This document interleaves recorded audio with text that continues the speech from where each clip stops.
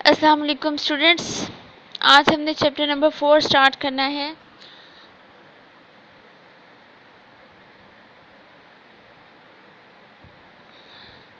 और सबसे पहले हमने एक्सरसाइज नंबर 4.1 करनी है। सबसे पहले हम कुछ डेफिनेशंस देख लेते हैं। Define the algebraic expressions. Algebraic expressions क्या होते हैं उसके बारे में अब हम पढ़ते हैं कि when variables and constants connected by basic algebraic operations means plus, minus, multiply and division form algebraic expressions, or when operations of addition and subtraction are applied to the algebraic terms we obtain an algebraic expression. For instance, 5x square minus 3x plus 2 over square root of x and 3xy plus 3 over x is not equals to 0 are algebraic expressions.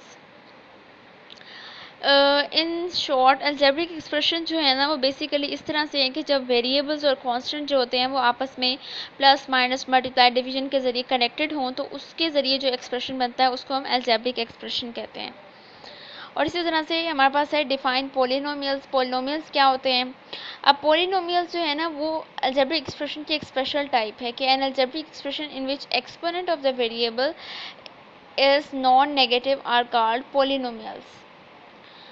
मतलब कि ये जो expression है algebraic expression, इसमें जो powers आ रही हैं, exponents आ रहे हैं वेरिएबल्स के, उनकी जो पावर्स हो या फिर एक्सपोनेंट्स हो वो क्या हो, नॉन नेगेटिव हो, मतलब या तो ज़ीरो हो या फिर पॉजिटिव हो, नेगेटिव ना हो। And these are called polynomials. A polynomial in the variable x is an algebraic expression of the form। इस तरह से होता है हमारे पास polynomial p of x is equals to a n xn plus a n minus 1 xn minus 1 plus a n minus 2 xn minus 2 plus up to so on a naught and a n is not equals to 0।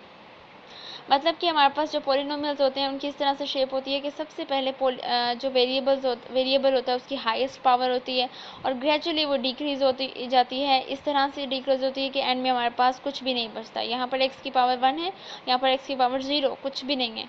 It's mean and में जो हमारे पास term बचेगी वो constant बचेगी। Polynomial में हमारे पास variable की power gradually decrease होती जाती है और एंड में बिल्कुल ख़त्म होकर एक कॉन्स्टेंट आ जाता है।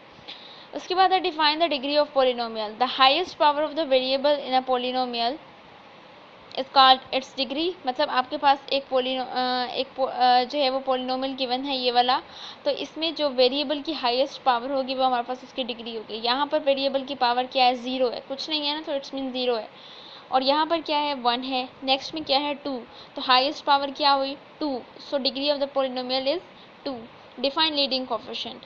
The coefficient of highest power of x in a polynomial is called the leading coefficient of the polynomial. For example, the leading coefficient of this polynomial, सबसे पहले तो हम highest power निकालेंगे। highest power यहाँ पर है तो इसका जो coefficient है 4, वो यहाँ पर क्या है, leading coefficient। कोई भी polynomial होगा उसमें highest power का जो coefficient होगा वो क्या होगा, वो हमारे पास उसका लीडिंग कोफिशिएंट होगा। इसी तरह से हमारे पास है रैशनल एक्सप्रेशन की definition. The quotient p of x over q of x of two polynomials p of x and q of x where q of x is a non zero polynomial is called a rational expression. मतलब p of x over q of x इसका जो quotient होगा वो polynomial कहलाएगा, rational expression कहलाएगा, ठीक है। और इसमें p of x q of x दोनों ही पोलिनोमियल्स होते हैं। नेक्स्ट देखिए क्वेश्चन की तरफ चलते हैं हम। क्वेश्चन नंबर 1 है कि identify whether the following algebraic expressions are polynomials or not. तो पोलिनोमियल्स की हमने ये पढ़ी थी कि उसमें अलजेब्रिक एक्सप्रेशन की पावर जो होती है वो नॉन नेगेटिव होती है, मतलब या तो 0 या फिर पॉजिटिव। तो फर्स्ट देखें, फर्स्ट ये पोलिनोमियल है, ये नहीं है, क्योंकि यहाँ पर जो वेरिएबल है वो नीचे आ रहा है और इसकी पावर अगर हम ऊपर ले भी जाते हैं, इसको ऊपर ले जाते हैं तो x की पावर -1 हो जाएगी। लेकिन हमने पढ़ा था कि x की पावर नेगेटिव नहीं हो सकती, so it is not a polynomial. Second देखें, 3x³ - 4x या -x√x+3। अब यहाँ पर जो है, अब x है, x की पावर 1 है और साथ में x की पावर क्या है, 1/2। इन दोनों को ऐड करेंगे तो हमारे पास जो है जो टर्म आएगी वो फ्रैक्शन में होगी, ठीक है। और हमने ये भी पढ़ा था कि ये नॉन नेगेटिव इंटीजर्स होती हैं, इनकी पावर मतलब कि फ्रैक्शंस की फॉर्म में भी नहीं होती पोलिनोमियल्स की पावर कभी भी। सिंपलेस्ट जो होते हैं ना वो नॉन नेगेटिव इंटीजर्स होते हैं। उसके बाद थर्ड है x² - 2x + √2। ये पोलिनोमियल है, हाँ जी ये पोलिनोमियल है, क्योंकि यहाँ पर वेरिएबल्स की जो पावर है वो सारी नॉन नेगेटिव हैं, मतलब कि 0 है या फिर पॉजिटिव है। और फोर्थ वन देखिए यहाँ पर भी x की पावर जो है वो यहाँ पर नीचे है, ठीक है। तो इसको जब ऊपर लेके जाएंगे तो वो नेगेटिव हो जाएगा, तो इस वजह से ये भी जो ये अलजेब्रिक एक्सप्रेशन भी पॉलिनोमियल नहीं है। अब हमारे पास क्वेश्चन नंबर 2 है कि state whether each of the following expressions is a rational expression और नॉट। रैशनल एक्सप्रेशन का ये था कि क्वेश्चन हमारे पास जो होता है वो रैशनल एक्सप्रेशन होता है और क्वेश्चन किन का होता है, दो पॉलिनोमियल्स का होता है। तो सबसे पहले हम चेक करेंगे कि ऊपर वाली टर्म नीचे वाली टर्म पॉलिनोमियल है तो वो रैशनल एक्सप्रेशन होगा। अगर दोनों टर्म्स जो या उनमें से कोई एक भी पॉलिनोमियल नहीं है तो वो रैशनल एक्सप्रेशन नहीं होगा। अब फर्स्ट देखें, फर्स्ट में ये रैशनल एक्सप्रेशन ये पॉलिनोमियल नहीं है। सबसे पहले तो ये ऊपर वाली टर्म पॉलिनोमियल नहीं है, नीचे वाली भी नहीं है, तो जब पॉलिनोमियल नहीं है तो रैशनल एक्सप्रेशन भी नहीं होंगे। अब इसको देखें, ये पॉलिनोमियल है, ये भी पॉलिनोमियल है, इट्स मीन ये रैशनल एक्सप्रेशन भी है। अब ये पॉलिनोमियल है, ये भी पॉलिनोमियल है, तो ये भी रैशनल एक्सप्रेशन है।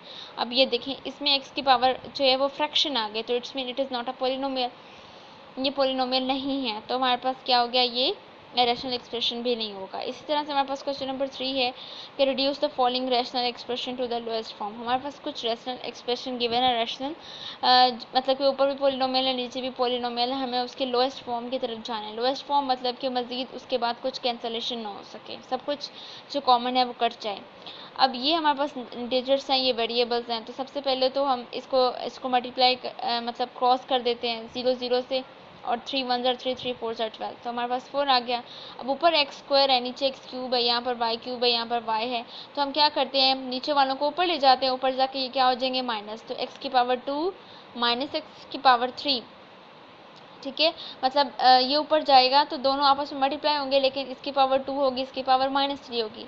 तो हमें पता है कि जब बेसिस सेम होती हैं तो पावर्स ऐड हो जाती हैं, सो x की पावर 2 -3, इसी तरह से यहाँ पर y की पावर 3 -1 एंड z की पावर 5 -2। तो हमारे पास आया 4x की पावर -1, y की पावर 2 और z की पावर क्यूब। अब हमारे पास रिजल्ट आया 4y² z क्यूब। ये x की पावर -1 है, नीचे चला जाएगा तो पॉजिटिव हो जाएगा।